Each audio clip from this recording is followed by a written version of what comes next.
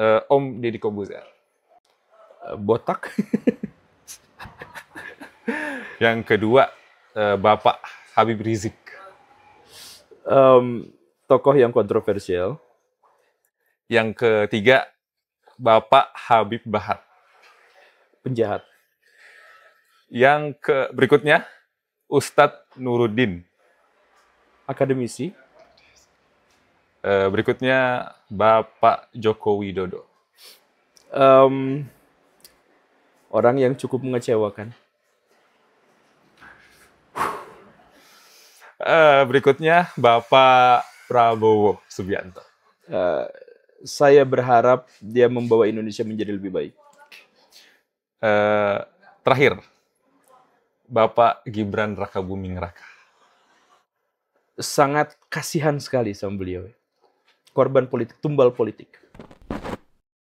Oke, Assalamualaikum Mbak Raya. Selamat datang di podcast saya bersama Pak Guru Gembul.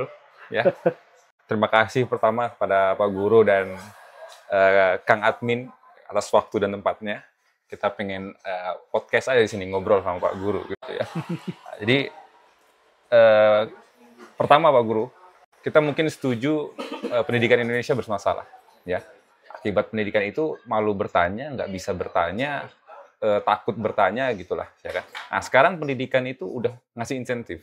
Artinya apa? Yang banyak nanya dapat nilai, dapat insentif kan.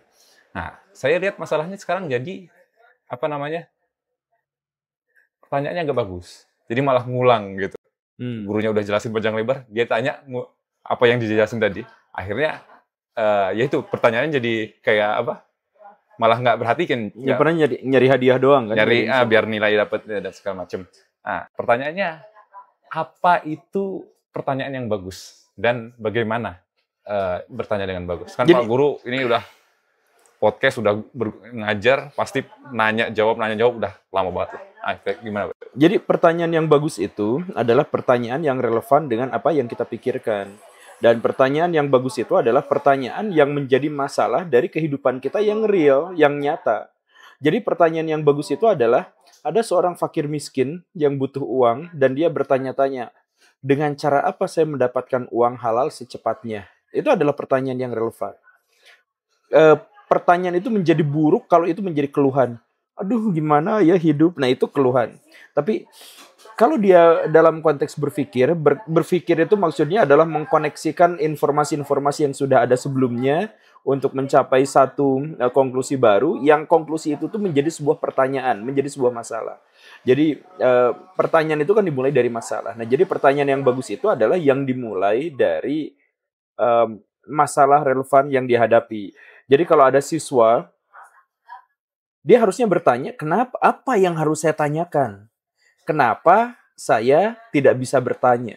Atau kenapa saya mengajukan pertanyaan demi nilai? Nah, itu kan adalah pertanyaan-pertanyaan yang lebih relevan. Itu adalah masalahnya dia.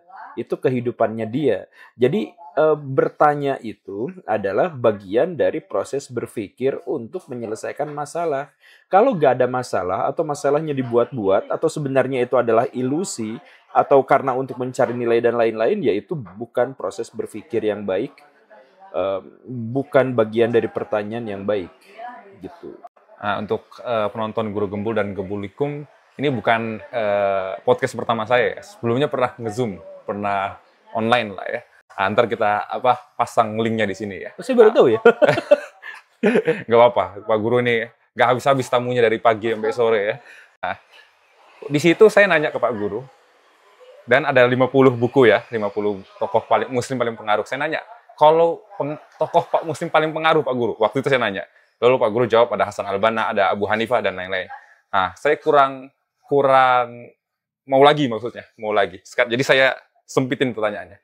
Tokoh Islam di Indonesia yang pengaruh buat Pak Guru. Maulana Malik Ibrahim. Ya. Lagi? Itu kan ada di buku. Ada di buku. Nah, oke, saya kasih lagi lah biar.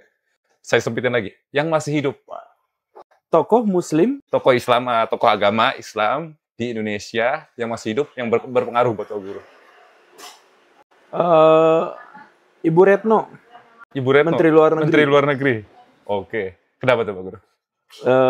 Dia muslim, Dia muslim yang baik, jujur, anti korupsi, integritas, berwawasan, berpengetahuan, berdampak terhadap diplomasi Indonesia di luar negeri juga kuat di era beliau, dan beliau juga menciptakan sistem birokrasi yang salah satu yang paling baik di Indonesia. Ada lagi selain Bu Retno? Yang berpengaruh global.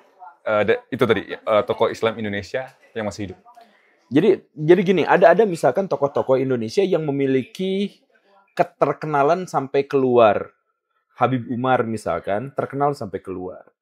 Pak Joko Widodo terkenal sampai keluar. Tapi yang memiliki dampak terhadap Muslim, saya nggak menemukan yang cukup signifikan kalau dari Indonesia. Ya apalagi kalau misalkan yang masih hidup. Tetapi mungkin ya kita sebut siapa ya yang berdampak besar. Pak Prabowo juga memiliki dampak yang besar yang luar biasa terhadap Muslim Indonesia. Terhadap Muslim Indonesia. Jadi gini, Muslim itu nggak bisa dipisah dari manusia, nggak bisa dipisah. Jadi kalau misalkan saya sebut Ibu Retno gitu, kita nggak bisa labeli dia kan nggak berhijab gitu. Dia Muslim, dia berdampak, dia memiliki pengaruh, dan dia memperbaiki sistem yang ada. Atau misalkan kita menemukan ada Munir gitu, atau ada Pak Nadiem Makarim, ada Pak Anies Baswedan.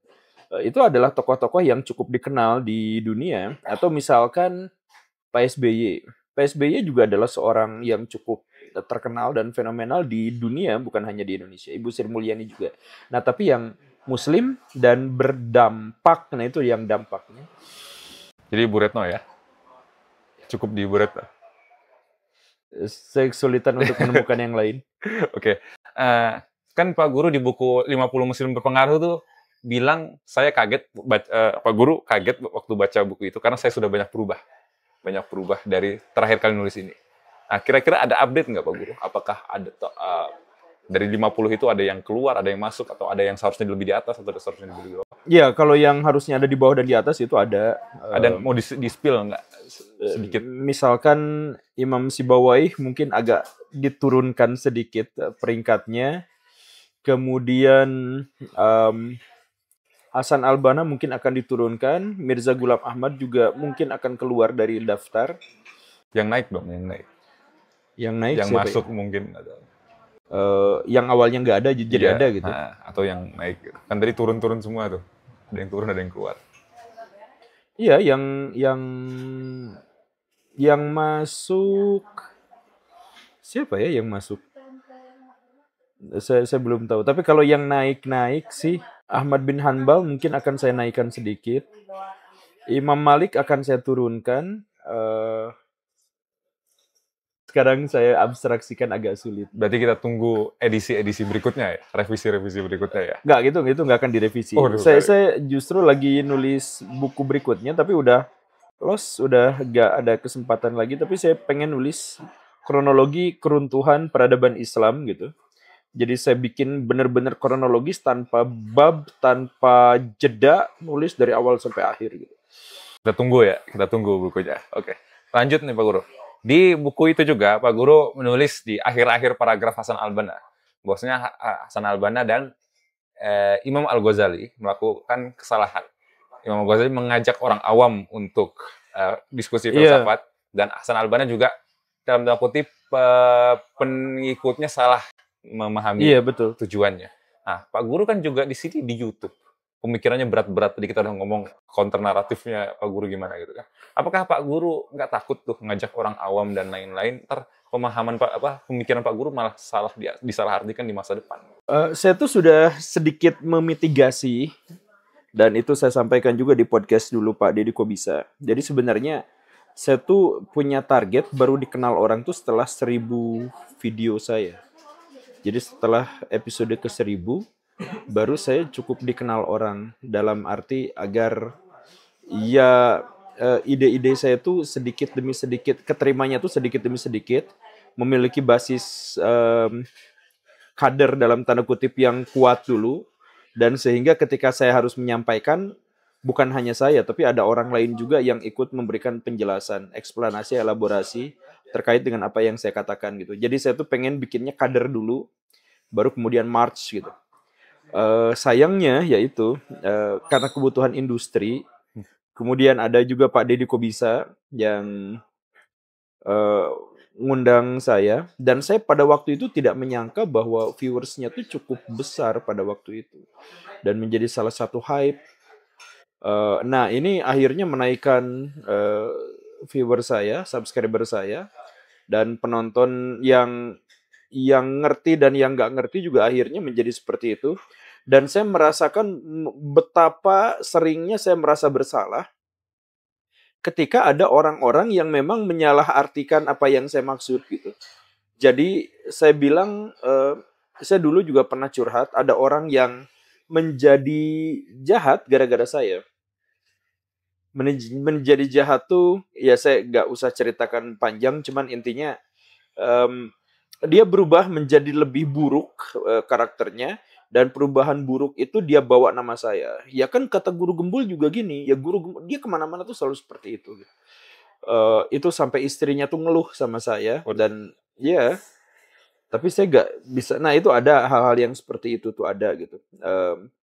Cuman itu tuh saya sekarang lagi butuh waktu beberapa 1 tahun 2 tahun ke depan target untuk bisa memperbaiki semuanya, memperbaiki khususnya frame ya. Jadi saya tuh gini, Kang, saya tuh ngerasa bahwa apa yang saya ciptakan di Indonesia sekarang itu cukup besar, terlalu besar dari yang saya bayangkan sebelumnya. Jadi ketika saya misalkan lihat viewers video saya, ya sekitar 100-200 ribuan dalam sehari untuk video baru kan. Dan ya penontonnya juga sekitar segituan lah, 400-500 ribu per hari untuk semua video. Tapi pas saya lihat di analisis data, perbincangan tentang saya itu bisa tembus 100 juta kali dalam 1 bulan. Besar sekali itu sebenarnya, dan itu juga berpengaruh besar terhadap apa yang dipikirkan masyarakat. Misalkan saya tuh sejak awal menarasikan pesantren tuh gak sakral, berhak untuk dikritik.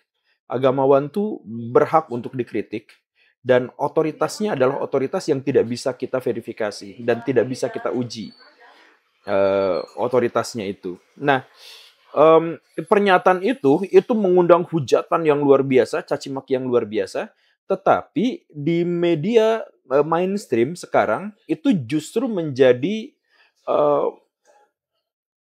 kacamata banyak orang gitu. Jadi kayak kemarin saya mengkritik seorang ulama besar yang mengatakan bahwa keruntuhan dari bangunan pesantrennya itu adalah takdir ilahi. Saya kritik keras itu.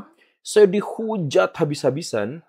Tapi ketika saya lihat media-media mainstream, ketika saya melihat konten-konten kreator yang lain, yang juga menyatakan hal yang sama, oh ternyata sudah berbalik.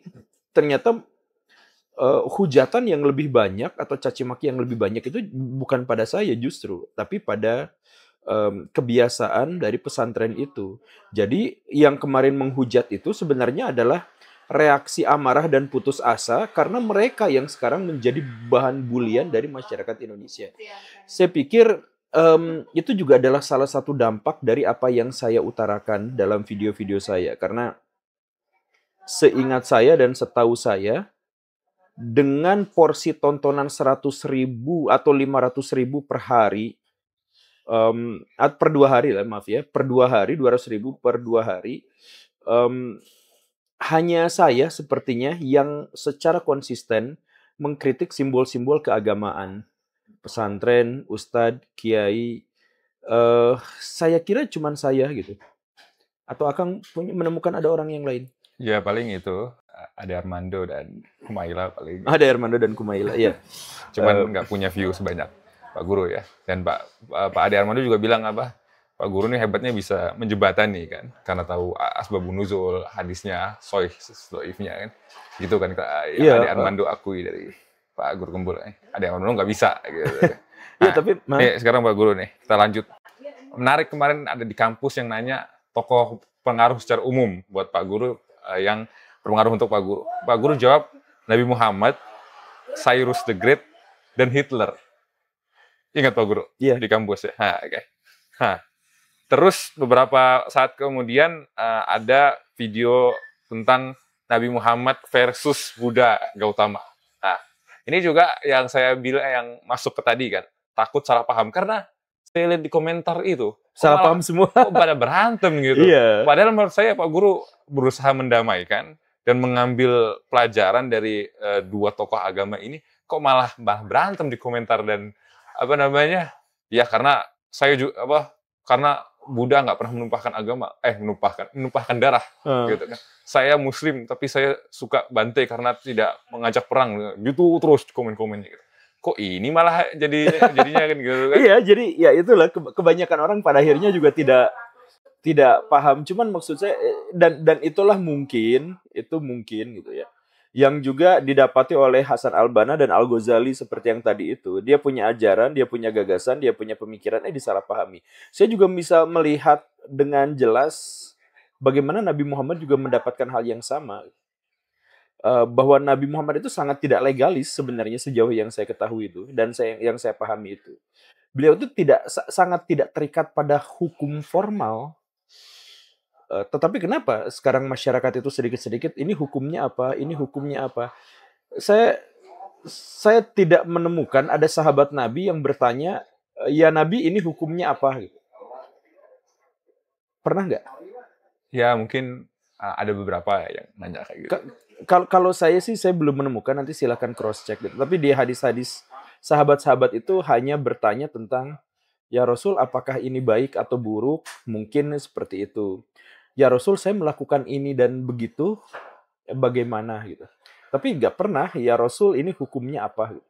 Sejauh yang saya tahu gitu. Jadi Nabi itu tidak legalis, tapi karena hidup di tengah masyarakat yang mewajibkan dan meniscayakan adanya aturan yang saklek dan pasti dengan interpretasi yang minim, maka hukum-hukum itu menjadi lebih dominan di dunia Islam. Makanya ada seorang peneliti ya seperti William Montgomery Watt atau siapa ya, John L. Posito, yang dia berpikir ya kaum muslim, orang-orang Islam itu berbeda dengan kalangan agamawan yang lain gitu, kalangan umat beragama yang lain. Kalangan umat beragama yang lain menempatkan orang yang ahli agama itu adalah orang yang hatinya suci, bersih. Sedangkan orang Islam menempatkan kalangan yang dimaksud dengan agamawan atau ulama itu adalah yang ngerti hukum legal. Ini berbeda. Jadi karakteristik Islam tuh nampaknya berbeda. Tapi saya melihat di zaman Nabi juga tidak seperti itu gitu. Nah, jadi kesalahpahaman yang seperti ini tuh pada akhirnya juga saya dalam tanda kutip saya wajarkan sambil berharap ada kelompok orang yang cukup cerdas dan mampu untuk melanjutkan narasi-narasi dan argumentasi yang saya sampaikan. Dan saya tuh pada akhirnya tuh paham gini, orang yang sanggup untuk melanjutkan narasi saya adalah orang yang pasti juga sanggup untuk memahami apa yang saya maksud. Jadi oke lah, sekarang banyak orang yang bersengketa pada sesuatu yang di luar kemauan saya gitu. Tapi mereka tetap akan menjadi peluru kosong yang sedangkan yang nanti akan tampil ke muka itu adalah orang yang punya gagasan dan pemikiran. Gitulah. Kalau kita lihat channelnya Pak Guru ini kan video populernya itu saya bagi jadi 3. Pertama agama, kedua politik, ketiga pendidikan. Padahal Pak Guru ini kan utamanya malah pendidikan ya, kan karena guru terus video pertama juga pendidikan gitu kan. Nah, jadi cukup menarik malah yang dapat spot pertama itu adalah agama gitu kan. Nah, jadi pertanyaan berikutnya ini tentang pendidikan. Kita gabungin ketiga itu politik, agama dan Islam. Ya. Politik, agama, dan pendidikan. Nah, kan Pak Guru pernah bilang pendidikan Islam itu, sekolah-sekolah Islam IT itu malah jadi sekuler. Jadi ada pelajaran Islam, ada pelajaran sains gitu ya. Ada Islam, ada sains gitu. Di Islam itu nggak ada begitu. Semuanya Islam gitu kan. Nah, Tapi kan kalau kita nggak pisahin gitu, nggak ada bedanya dong sekolah Islam sama sekolah negeri. Ada bedanya. Apa bedanya? Jadi sekolah Islam atau sekolah agama. Jadi gini nih, ilmu agama dengan ilmu Islam itu bukan dipisahkan berdasarkan kategorinya, tapi dipisahkan berdasarkan ontologisnya atau didasarkan pada yang lebih sederhananya didasarkan pada niatnya. Nih, Jadi saya belajar matematika itu bukan ilmu dunia, bukan ilmu akhirat, sampai saya mengetahui bahwa niat saya itu adalah agar saya mudah mendapatkan pekerjaan di BRIN. Itu ilmu duniawi. Ilmu matematika menjadi ilmu ukhrawi ketika niat saya adalah dengan ilmu matematika ini saya akan melanjutkan ke teknik sipil agar saya bisa membangun konstruksi bangunan yang aman, ramah lingkungan, dan tidak menghasilkan limbah. Misalkan begitu. Nah, tapi kalau itu niat ya, kita fokuskan niat. Berarti bisa dong di SD negeri, kita di SD negeri aja, tapi niat kita perbaiki. ya memang ya untuk menegaskan bahwa sekularisme dalam Islam itu harus dihapuskan, sekolah negeri itu kan sejak awal di situ pendidikan, di situ menuntut ilmu, di situ penyelenggaranya adalah pemerintah. Kita ikut pada aturan. Bagian mana itu yang tidak syariat Islam? Berarti sekolah di mana aja, yang penting niatnya benar. Ya. Dan ini juga sejalan dengan ulama-ulama zaman dulu. Misalkan Al-Ghazali juga sejalan dengan itu. Dia bilang ilmu fikih itu ilmu duniawi. Ilmu tafsir itu ilmu duniawi. Yang ilmu akhirat itu apa? Ilmu tafsir tapi dibarengi dengan kesadaran diri tentang ketakwaan dan sebagainya. Ilmu hadis itu dibarengi dengan kesadaran diri. Nah, sekarang kan banyak belajar pesantren, masuk ke Kementerian Agama, korupsi di situ. Ya, mau belajar ilmu agama kayak gimana juga itu tetap adalah ilmu duniawi. Berarti pendidikan Islam adalah pendidikan hati gitu ya, pendidikan niat gitu. Iya. Perbaiki niat, dimanapun kita belajar itu adalah pendidikan Islam gitu ya. Semuanya. Kita podcast di sini tuh ini Islami. Makanya saya juga sering bilang misalkan kita tuh terjajah dengan tradisi Arab yang kita pahami sebagai Islam. Ya. Jadi Akang punya nama, misalkan namanya itu adalah Faris Nasrullah. Faris Nasrullah. Ya. Faris Nasrullah, Nasrullahnya mungkin adalah nama Islami. Farisnya tuh nama Persia yang diambil dari bahasa Arab dalam tradisi Arab gitu. Ada mungkin. Nah, ya. Iya, misalkan begitu ya. Nah, jadi yang sering saya definisikan itu adalah nama Islami itu Bambang, Asep, Budi, ya itu. Ya, seperti itu. Nah, jadi semua hal. Jadi pendidikan juga seperti itu. Gak usah ada labelnya Islam, karena pendidikan sendiri itu adalah kewajiban dalam Islam. Pahlawan tokoh nasional kita yang Islam siapa? Munir misalkan. Dia nggak usah melabeli diri sebagai ustadz atau apa, selama dia pejuang hak asasi manusia, yaitu dia adalah pejuang muslim. Kita ketemu sama Erick Thohir, kita nggak usah sebut dia adalah pengusaha muslim.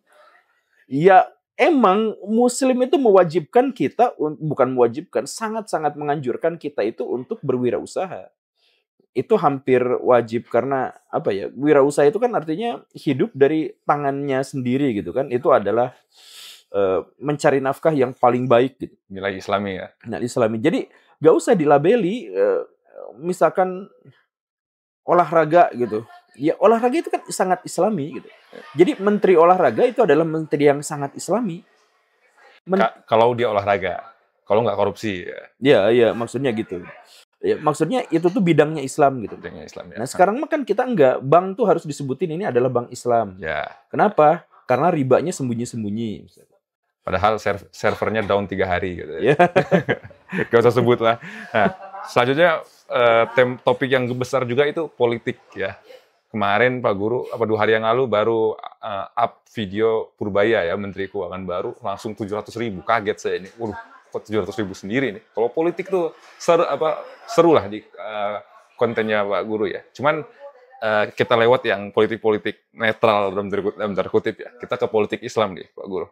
Pak Guru bilang waktu bahas tentang khilafah berkali-kali, itu enggak Islami. Yang Islami itu demokrasi. Iyalah. Ya. Nah, kok bisa gitu? Pak Guru bilang kata-kata khilafah nggak ada di Al-Quran. Adanya khalifah. Dan itu pun konsepnya tidak lengkap. Gitu Bukan kan. pemerintahan. Bukan Konsep pemerintahan. khalifah dalam Al-Quran itu adalah wakil Ya. Tuhan. Nah, sedangkan demokrasi, dari mana tuh kata-katanya? Emang ada di Al-Quran hadis atau mana gitu? Coba kita pakai bahasa yang paling sederhana lah ya. Kata-kata demokrasi itu dari Yunani. Betul kan ya? Betul. Demos dan kratos. Dan orang-orang Yunani itu dipenuhi oleh para nabi. Nabi, ya. Nabi yang tidak kita sebut, yang tidak disebutkan di dalam Al-Quran, tapi kan dijanjikan sama Allah Subhanahu wa Ta'ala, dalam Quran ada, dalam hadis ada, tidak ada satupun kaum di dunia ini, di muka bumi ini, tanpa diturunkan padanya nabi, tanpa diturunkan padanya petunjuk. Artinya selalu ada. Nah, jadi kita tinggal cari aja, kalau misalkan ada orang Sunda masa kuno, ada orang Yunani masa kuno, dan sebagainya, yang kemudian memenuhi kriteria kenabian, ya kita curigai aja dia sebagai nabi. Kriteria kenabian itu apa? Cuman dua. Satu, dia membicarakan tentang kehidupan setelah kematian atau kehidupan alam akhirat. Gitu yang pertama. Kemudian dia adalah menceritakan bahwa Tuhan itu ada dan tidak ada sekutu baginya. Itu adalah karakteristik dari kenabian. Jadi kalau misalkan kita berpikir tentang Aristoteles dengan kausa primanya, kita akan mencurigai dia sebagai nabi. Atau bahwa misalkan Aristoteles itu adalah guru dari Alexander Agung yang diduga oleh sebagian Muslim sebagai Iskandar Zulkarnain, maka kita tidak punya pilihan. Aristoteles itu adalah seorang ulama, pra Nabi Muhammad. Kan bisa begitu. Jadi kita membuka kemungkinan bahwa demokrasi yang digadang-gadang oleh orang filosof-filosof Yunani itu juga sebenarnya adalah seorang nabi. Tapi itu baru indikasi ya, baru indikasi. Nah, penjelasan yang lebihnya lagi adalah begini. Demokrasi itu adalah istilah teknis dan cenderung ideologis. Tapi praktek dari demokrasi itu apa? Praktek dari demokrasi itu adalah seseorang berwenang, seseorang berkuasa itu atas baiat dan persetujuan dari semua masyarakat atau sebagian besar dari masyarakat, atau dia mengambil kekuasaan dari masyarakat. Kalau misalkan definisinya seperti itu, kan demokrasi itu adalah bagian dari Islam. Islam, pemimpin itu bagaimana? Pemimpin itu membawa amanah dari rakyatnya. Coba kalau misalkan dibalikan ke dalam bahasa Indonesia, berarti pemimpin itu adalah, ya, dia itu adalah representasi dari kehendak rakyat. Sama. Apa bedanya? Jadi pemimpin dalam Islam itu adalah pelayan buat rakyatnya. Apa bedanya dengan demokrasi? Itu kan demokrasi itu begitu. Dalam demokrasi pemimpin itu adalah orang yang menyelesaikan masalah-masalah rakyat. Sama, persis, nggak ada bedanya dalamnya. Coba apa bedanya? Nah, yang membedakannya itu adalah teknis. Jadi misalkan teman-teman kita yang Wahabi, ya atau mereka tidak mau disebut Wahabi, ya apalah namanya. Mereka misalkan, oh beda dong demokrasi dengan Islam, karena dalam demokrasi ada pemilu dan yang nyoblos itu adalah laki-laki dan perempuan. Sedangkan dalam Islam yang baiat itu adalah hanya laki-laki. Misalkan, itu kan adalah hal-hal teknis gitu, hal-hal yang benar-benar tergantung kepada kebudayaan pada masa itu. Jadi kalau misalkan kebudayaannya ganti dan Islam itu adalah universal, ya bisa aja. Karena yang paling penting itu esensinya. Esensi bahwa pemerintah dan pemimpin itu adalah representasi dari kehendak rakyat. Atau bahasa Islamnya, pemimpin atau pemerintah itu adalah representasi dari amanah rakyat. Dan begitu kan? Ya udah, jadi demokrasi itu adalah bagian dari Islam.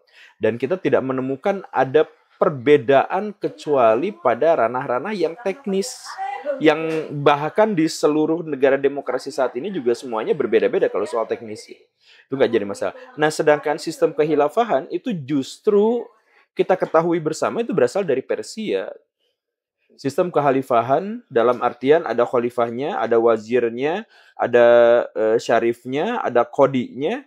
Itu 4 pilar itu, khalifah dan 4 yang ininya, itu semuanya adalah dari Sasaniyah. Dan dari mana kita temukan itu? Iya, dari Risalah Sahabat, karya Ibnul Muqaffa.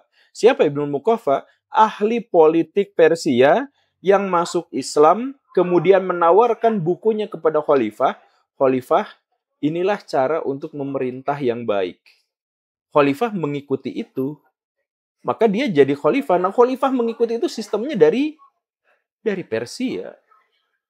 Jadi kalau misalkan nanti ada khalifah, nanti ada wazir, nanti ada syarif, nanti ada diwan ini, diwan itu, dan sebagainya, itu tidak berasal dari Islam, itu berasal dari Persia. Berarti khilafah tuh ada ratusan tahun setelah Nabi Muhammad berarti ya? Kalau yang dimaksud ada syarif, ada kodi macam. Iya, sekitar iya persis. Sebentar. 132 tahun. 132 tahun. Nah. Berarti bukan bagian inti dari Islam gitu ya? Bukan. Jadi yang inti malah demokrasi itu gitu ya? Iya, Abu Bakar tuh khilafah. Tapi itu konteksnya adalah bukan sistem pemerintahan. Abu Bakar itu adalah khalifah tuh pengganti dari Nabi. Makanya nanti Umar awal-awal tuh ngakunya khalifah tuh Nabi. Khalifah tuh Nabi gitu. Jadi pengganti dari penggantinya Nabi gitu. Nah, nanti Umar tuh bingung. Nanti pengganti dari penggantinya pengganti Nabi. Wow, jadi kepanjangan. Makanya jadi khalifah tuh dia ganti jadi Amirul Mukminin. Biar aman. Nah, tapi nggak tahu gimana nanti pas masa Umayyah namanya jadi khalifah lagi. Tapi namanya jadi ganti. Awalnya tuh Khalifatun Nabi, jadi Khalifatullah. Di zaman Abbasiyah ya? Yang menjadi sangat formal, legal, protokoler itu pas di zaman Abbasiyah, pasca Al-Ma'mun. Semuanya nama khalifah belakangnya tuh ada apa julukannya? Nama Tuhan, bi amrillah, Allah, ya dan lain-lain semuanya. Nasrullah ada itu kan. Aduh. Oke. Sekarang kita lanjut ke Syiah, Ahmadiyah dan lain-lain. Pak Guru nih pernah bukan ngundang ya, ngundang atau didatangi sama utusan Ahmadiyah kan di podcastnya, dan pernah datang ke Ahmadiyahnya juga gitu kan. Pak Guru sendiri nulis di bukunya itu Mirza Ghulam Ahmad itu mengaku nabi, mengaku reinkarnasi dari Nabi Isa atau itu Imam Mahdi gitu kan. Tapi Pak Guru bilang saya nggak tahu ini sesat atau kafir atau gimana gitu kan. Nah, bukankah di dalam Islam itu nabi terakhir sudah ada gitu ya. Jadi kok bisa ada ngaku nabi setelahnya tapi nggak sesat gitu. Jadi orang-orang Ahmadiyah itu percaya bahwa Nabi Muhammad itu bukan nabi terakhir dan wahyu itu turun sampai akhir zaman. Bahkan setelah Nabi Muhammad ada, masih ada juga seperti itu. Nah, sebenarnya yang kita anggap sesat atau tidak sesat, pertama itu adalah sesuatu yang bisa kita buktikan bahwa itu tuh sesat. Jadi misalkan begini, ada orang yang mengatasnamakan Islam sambil ngebunuh orang. Itu bisa kita buktikan kesesatannya. Karena ngebunuh itu empiris. Betul ya? Ngebunuh itu empiris. Ya. Pernyataannya juga empiris, bisa kita uji. Tetapi kalau misalkan ada pernyataan, Allah itu duduk di atas arash. Dan benar-benar duduk secara harfiah seperti duduknya kita. Sesat nggak? Kan kita nggak bisa mengujinya secara empiris apakah Tuhan benar-benar seperti itu atau tidak. Jadi itu kita abaikan dan jadi itu kita simpan di luar diskusi dan dialektika kita. Karena sesuatu yang tidak bisa kita uji, tidak mungkin bisa kita perdebatkan. Kita nggak punya materi untuk memperdebatkan sesuatu yang benar salahnya itu spekulasi. Nah, termasuk juga misalkan ketika Mirza Ghulam Ahmad mengaku dirinya sebagai nabi terakhir, istilah nabi terakhir itu adalah istilah yang tidak bisa kita uji. Karena sepenuhnya itu adalah itu adalah dalil-dalil yang goib. Kenabian itu gimana cara menguji bahwa seorang itu nabi atau bukan? Goib. Nah, jadi akhirnya saya menyerahkan sepenuhnya itu kepada Allah Subhanahu wa taala. Saya tidak mau memperdebatkan itu. Jadi selama Mirza Ghulam Ahmad bersyahadat dan dia memang bersyahadat, ya sudah, saya tidak mau ngambil resiko untuk memandang dia itu sesat atau tidak, kecuali pada sesuatu yang secara empiris bisa kita uji. Dan Pak Guru ini tampaknya nggak setuju ya dengan ide dari Ahmadiyah dan Enggak. Syiah juga nggak setuju kan Pak Guru pernah bilang penunjukan Ali waktu kejadian apa tuh namanya? Menurut Iya. Pak Guru saya nggak setuju, apa nggak terbukti lah bahwasanya penunjukan itu valid gitu kan? Enggak. Itu karena itu pulang dari Haji Wada dan itu jadi yang biasa digunakan oleh orang-orang Syiah untuk mengatakan bahwa pelanjut setelah Nabi itu adalah Ali, itu kan adalah kejadian dalam peristiwa apa itu namanya? Godirkum. Saya juga lupa Pak Guru pernah nyebut di Dalam peristiwa itu. Dalam peristiwa itu, jadi ada seorang Ali itu kan pada waktu itu asistennya Nabi gitu. Kemudian Ali itu mengambil sebuah keputusan hukum yang tidak disukai sama jamaah. Nah, kemudian marah sama Ali. Kemudian Nabi itu marah sama orang itu karena mempertanyakan keadilan Ali. Kemudian mengatakan bahwa Ali itu wakilnya saya. Saya nggak ada tuh dia yang harus pemegang otoritas kekuasaan. Jadi setelah saya pun nanti Ali yang ini. Nah jadi pernyataan itu sebenarnya bukan pernyataan deklarasi bahwa setelah Nabi Muhammad penggantinya itu adalah Ali. Kalau misalkan itu adalah deklarasi bahwa penggantinya itu adalah Ali, maka tidak mungkin dikatakan pas lebih dari setengah jamaah haji itu misah. Itu kan udah misah. Jadi lebih dari setengahnya udah misah. Dalam perjalanan pulang ada kejadian seperti itu. Jadi itu adalah kejadian yang sepenuhnya adalah insidental. Nah itu sama orang-orang Syiah kemudian diklaim. Dan kemudian nanti memang mendapatkan dasar-dasar teologisnya pada masa-masa selanjutnya, khususnya pada Ja'far. Pada zaman Ja'far Shadiq gitu. Tapi ya saya mohon maaf kepada orang-orang Syiah bahwa itu sama sekali tidak bisa jadi referensi atau menjadi argumentasi penguat bahwa setelah itu harus Ali. Nabi itu saya pikir cukup demokratis untuk membuka kemungkinan siapapun. Iya, kemungkinan siapapun gitu. Kadang-kadang orang-orang Syiah juga ngasih argumentasi bahwa setelah Nabi wafat, Nabi itu mau bikin surat wasiat, tapi kemudian terjadi keributan dan Nabi akhirnya nggak jadi. Nah, kemudian mereka berspekulasi bahwa itu tuh pasti terkait dengan penunjukan Ali misalkan. Nah itu juga kan spekulatif gitu. Ya. Jadi Pak Guru nggak setuju sama Syiah dalam ide itu dan itu empiris ya dalam tanda kutip. Ya. Bisa diuji gitu kan masalah penunjukan itu dan lain-lain. Nah, tapi di Syiah kan saya nggak tahu kejadian lapangan, saya belum pernah melihat secara langsung. Gitu. Syiah kan itu mengutuk sahabah gitu kan. Beberapa sahabah yang dimana itu sahabah itu adalah tokoh-tokoh penting dalam Islam gitu. Apakah pengutukan ini itu tidak menjadikan mereka sesat atau bid'ah atau gimana? Iya, sesatnya itu pada bagian orang-orang yang mengatakan itu. Jadi ada juga Syiah yang tidak menuding itu kan. Berarti menurut Pak Guru yang melakukan itu sesat. Jadi saya itu sering bilang dalam video-video saya, kesesatan itu tidak terletak pada kelompok, tidak terletak pada golongan, tetapi pada orang-orangnya. Jadi yang Ahlus Sunnah itu banyak yang sesat. Wow. Yang Wahabi itu banyak yang sesat, yang Syiah itu banyak yang sesat. Yang Ahmadiyah tuh banyak sekali yang sesat gitu. Tapi apakah setiap orang seperti itu? Karena gini nih, ini fakta ya Kang. Akan menemukan 100 juta kaum muslimin, akan menemukan ada 100 juta agama yang berbeda. Sebenarnya agama kita tuh beda-beda, Kang.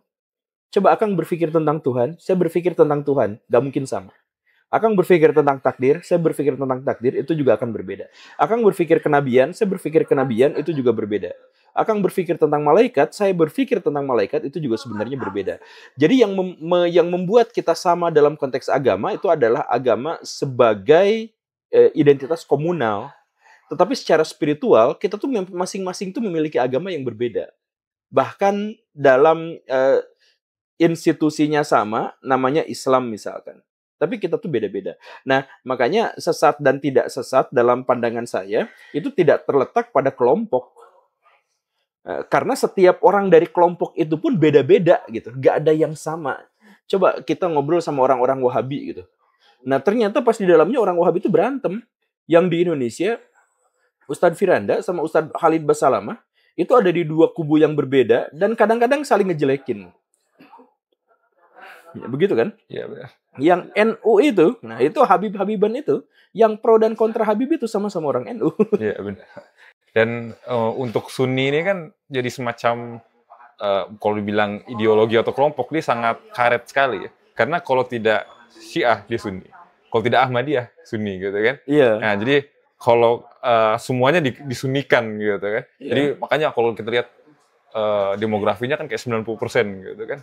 Tapi padahal dalam Sunni sendiri ya ada Habib gitu yang menyembah kuburan, nggak harus Habib lah, yang lain gitu kan. Tapi mereka tetap Sunni gitu kan. Iya. Jadi benar juga kata Pak Guru, kita harus ngelihatnya nggak boleh jangan di labeling gitu ya, Iya. jangan di label, tapi lihat per kasus gitu ya. Ya bahkan Habib pun ya, yang kan saya tuh sering disebut ini lawannya Habib gitu.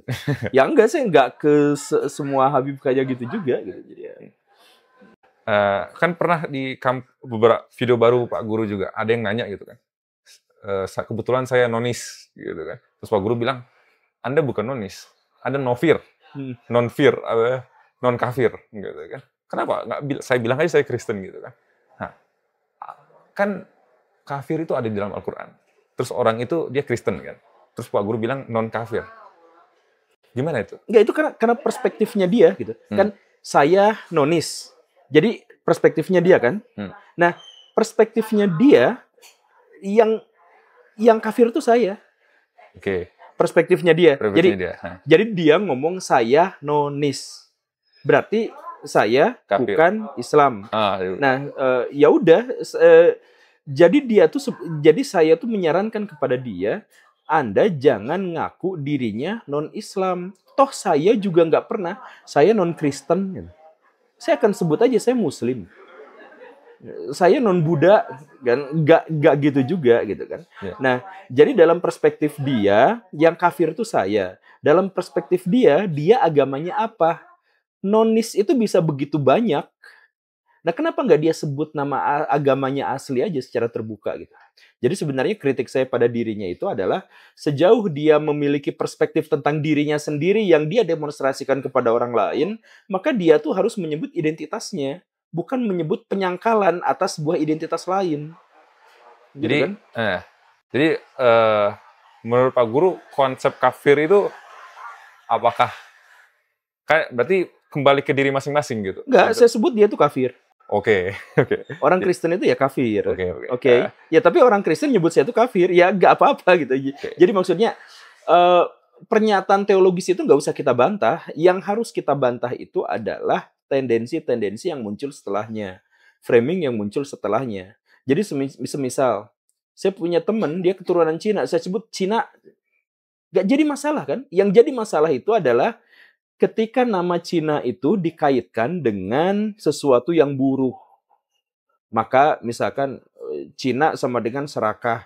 Nyebut Cina tuh menjadi rasis. Jawa, ya itu fakta. Tapi ketika nyebut Jawa itu identik dengan hama, sonhoreg, dan lain sebagainya, maka itu menjadi hinaan. Kan begitu. Jadi ujaran kebencian itu terikat pada latar historis yang melatarinya gitu. Kata-kata itu menjadi netral. Jadi ketika misalkan saya sebut itu yang misalkan yang Kristen itu, saya sebut itu kafir, ya dalam perspektif saya, dalam perspektif agama saya, orang yang menutup diri dari kebenaran, ya udah itu disebutnya kafir. Apakah kafir itu jahat atau tidak? Ya kafir itu kayak cover buku. Cover buku itu kan diambil dari kata kafir kan, menutup. Jadi discover yang membuka penutup itu Discovery Channel gitu. Nah, apakah Discovery Channel itu diterjemahkan menjadi Islam? Discover jadi menyingsingkan kekafiran, menyingkirkan kekafiran jadi Muslim kan? Oh, jadi Discovery Channel itu adalah Islam Channel. Ya, itu kan istilah-istilah yang muncul sebagai konsekuensi dari kata-kata itu. Cuman bagi saya dia itu yang ngakunya non-muslim itu ada artinya kafir dalam artian bahwa dia tidak seagama dengan saya. Dan dia boleh juga mengatakan saya kafir itu. Dalam konteks bahwa dia tidak seagama dengan saya. Tapi saya nggak akan mengatakan itu sebagai bagian dari ujaran kebencian. Saya mengatakan itu bagian dari ujaran kebencian ketika istilah di luar agama saya itu pasti jahat, maka dia kafir. Nah, kekafiran itu menjadi ujaran kebencian. Sekarang kita sudah memasuki akhir ya dari podcast ini. Kita mau kepanjangan jawaban-jawaban saya. Kita mau main game seperti yang saya bilang tadi di awal ya. Jadi Pak Guru silahkan sebut satu kata untuk satu tokoh. Jangan lihat Bu. Biar kaget gitu ya. Nggak kebaca juga sih. Jadi Pak Guru sebut satu kata, terserah apa untuk tiap tokoh yang saya sebutkan ya. Boleh 10 detik, boleh ya jangan kelamaan lah. 10 detik lah ya, paling lama. Yang pertama, Om Deddy Kobuzer. Botak. Yang kedua, Bapak Habib Rizik. Tokoh yang kontroversial. Yang ketiga, Bapak Habib Bahar. Penjahat. Yang berikutnya, Ustadz Nuruddin. Akademisi. Berikutnya, Bapak Joko Widodo. Orang yang cukup mengecewakan. Berikutnya, Bapak Prabowo Subianto. Saya berharap dia membawa Indonesia menjadi lebih baik. Terakhir, Bapak Gibran Rakabuming Raka.